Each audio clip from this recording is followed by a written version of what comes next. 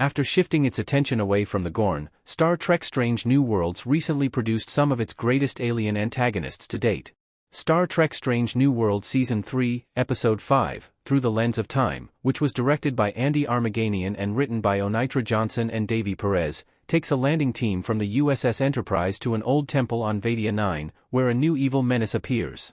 On Star Trek, Strange New Worlds, there haven't been many noteworthy extraterrestrial dangers outside of the Gorn. The Gorn, the prequel's main nemesis since Strange New Worlds Season 1, are the only alien foe that Captain Christopher Pike's Anson Mount USS Enterprise has faced. But, Through the Lens of Time, presents a terrifying new foe.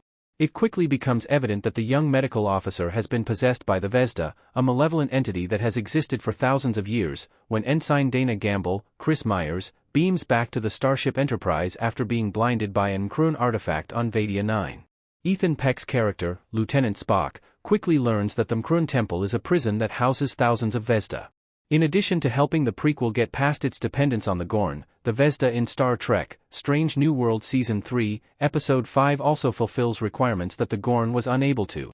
The VZDA, who is clever, crafty, and murderous in Ensign Gamble's persona, aims to take over the USS Enterprise and liberate its fellows from their VZDA 9 prison.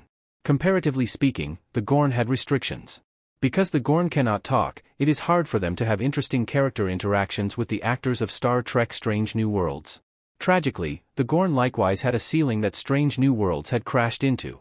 The Gorn were dreadful creatures, and their utter inhumanity made them effectively frightening. Chris Myers' portrayal of the VZDA is likewise a strong point of Star Trek Strange New Worlds. Gamble was shown as a charming and likable young medical officer, thus it was a dramatic reversal when he died suddenly and changed into a completely malevolent entity. The task of portraying the murderous VZDA and the terror and panic of whatever left of Dana was expertly taken on by Myers. Myers became the best villain in Star Trek, Strange New Worlds right away in his role as the VZDA.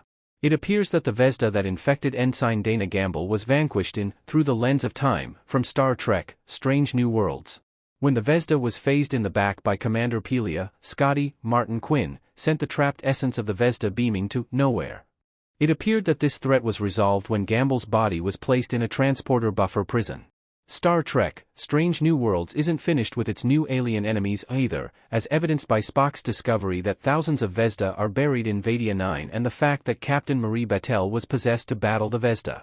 There must be more to the VZDA's tale that justifies their coming back, particularly to clarify Captain Battelle's situation. There is uncertainty on whether Chris Myers will reprise his role as the VZDA or whether Star Trek, Strange New Worlds will unleash the evil army first seen in Through the Lens of Time. Star Trek, Strange New Worlds made a smart and welcome decision by developing a new major evil in the VZDA that gives Commander Pelia, and me, the heebie-jeebies, instead of the Gorn or relying on another well-known Star Trek alien race. Thank you for watching. Please, subscribe.